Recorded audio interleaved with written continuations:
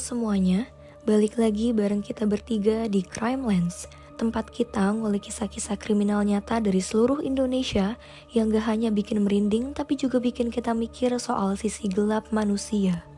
Dan seperti biasa, gue Hafiza, gue Panji, dan gue Arini yang akan mengulik salah satu kasus pembunuhan paling sadis di Indonesia karena pelakunya melakukan itu semua demi ilmu kebal. Jadi, pelaku utamanya adalah Muhammad Delvi yang biasa dipanggil Buyung. Ia merupakan anak dari dukun ternama di Siak yaitu Basri Tanjung.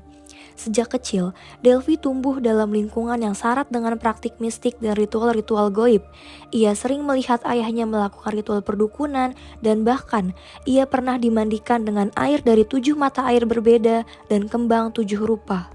Nah, sejak kecil, Delvi kagum dan terobsesi ingin menjadi seperti ayahnya. Singkat cerita, saat kesehatan Basri menurun, ia berniat ingin menurunkan ilmunya ke Delvi. Namun, untuk menjadi dukun seperti ayahnya, Delvi harus memenuhi suatu syarat. Basri berkata, "Kalau kau mau jadi dukun seperti ayah, syaratnya kamu harus mengumpulkan 7 alat kelamin laki-laki yang sehat dan meminum darah yang mengalir dari sana." Syarat itulah yang membuat Delvi sempat menunda niatnya. Akan tetapi, saat Delvi menginjak usia 19 tahun, ia memutuskan untuk benar-benar memenuhi syarat itu.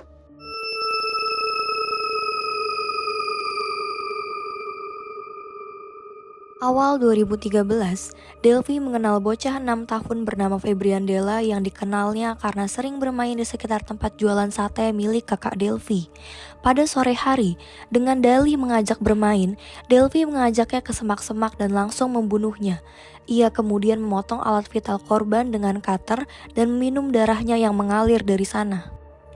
beberapa waktu setelah pembunuhan pertama, Delvi menikah siri dengan kekasih lamanya, Dita Desmalasari. Awalnya, Dita menolak membantu Delvi mencari korban. Tapi, karena sering mendapat KDRT dan ancaman, ia akhirnya membantu Delvi. Pada Juli 2013, mereka membunuh Acik, pria 40 tahun dengan keterbelakangan mental. Mereka menghabisi, memotong alat vitalnya, dan memakai darahnya untuk ritual.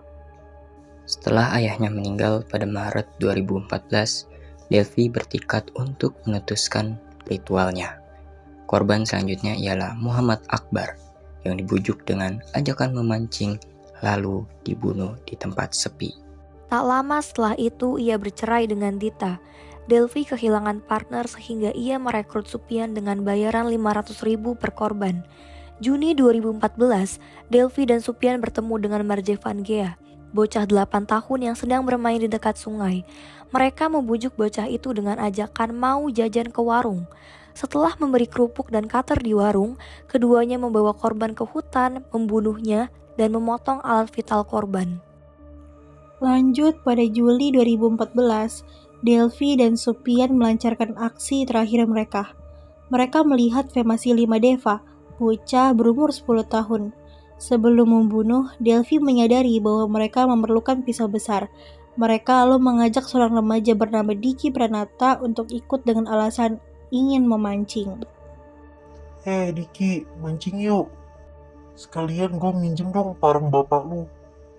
Sambil meminjam parang milik ayah Diki. Diki tak curiga dan menuruti ajakan itu.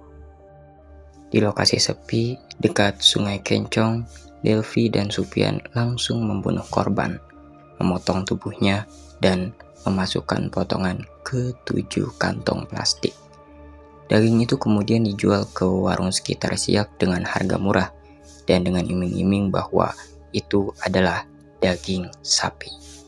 Ibu-ibu, bapak-bapak, ayo daging sapinya, murah. Kasus ini terbongkar setelah keluarga Femasili melapor pada 20 Juli 2014. Berdasarkan kesaksian warga, polisi menangkap Delvi di Duri pada 22 Juli yang disusul oleh Supian, Dita, dan Diki. Polisi menjerat para tersangka dengan pasal 340 KUHP tentang pembunuhan berencana dengan ancaman hukuman seumur hidup atau mati. Pada 12 Februari 2015, Pengadilan Negeri Siak menjatuhkan hukuman mati kepada 3 pelaku utama, yaitu Delvi, Dita, dan Supian. Sementara itu, Diki Pranata dijatuhi 10 tahun penjara karena dianggap tidak berperan langsung dan terpaksa ikut dalam tindakan tersebut.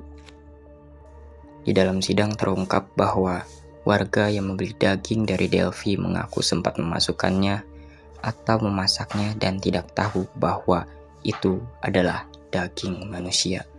Hakim pun menangis saat membacakan vonis karena kejahatan Delvi begitu keji. Kasus ini menjadi salah satu tragedi kriminal yang mengerikan di Indonesia. Berawal dari obsesi seorang pemuda untuk mendapatkan kekuatan spiritual, berakhir dengan hilangnya nyawa-nyawa tak berdosa.